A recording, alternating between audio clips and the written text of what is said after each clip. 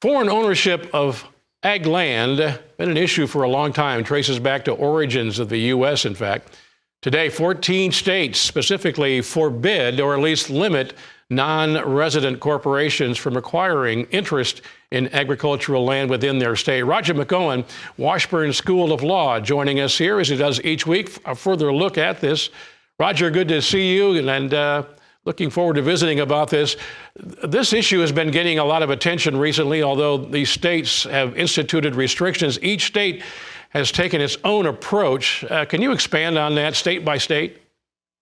Yeah, good to be with you, Mark. Yeah. That's right.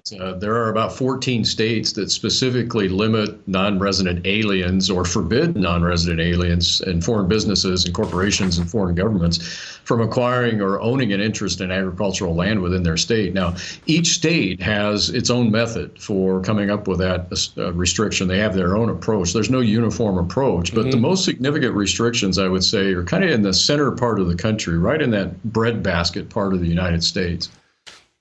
You've talked about this on your daily radio show as well. Several high-profile events have spurred a renewed interest in foreign ownership of ag land. Talk about that and give us an update. Yeah, well, there's a Chinese-owned company that acquired over 130,000 acres near an Air Force base in Texas, and a 300-acre purchase by another Chinese company near a different Air Force base in North Dakota, plus that slow flyover of a Chinese spy balloon from Alaska all the way to South Carolina earlier this year. And then we've had mysterious damage to many food processing facilities and pipelines and rail transportation.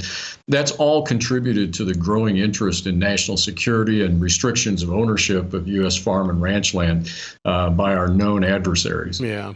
You know, there was a recent case, I know you watch these daily, a recent case involving provisions in Florida. Maybe some of the highlights there and what the court's ruling was. Yeah, the Florida provision limits land ownership rights of certain non-citizens that are domiciled either in China or other countries that are of a foreign country of concern, an FCOC as defined by state law down there. Well, shortly after that law was passed, 4 Chinese citizens living in Florida plus a real estate brokerage firm claimed that the law violated numerous constitutional rights. Their equal protection rights because it restricted their ability to purchase property due to their race.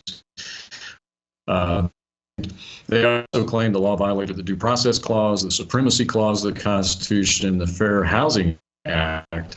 And the court disagreed on every single point. They said, no, the law is based on alien or citizens. It's not based on their, also, it didn't violate their due process or supremacy clause concerns or the Fair Housing Act. But that was on a motion for injunction. The court denied the injunction, so they're allowed to go to trial, but the law is in place. It took effect July 1.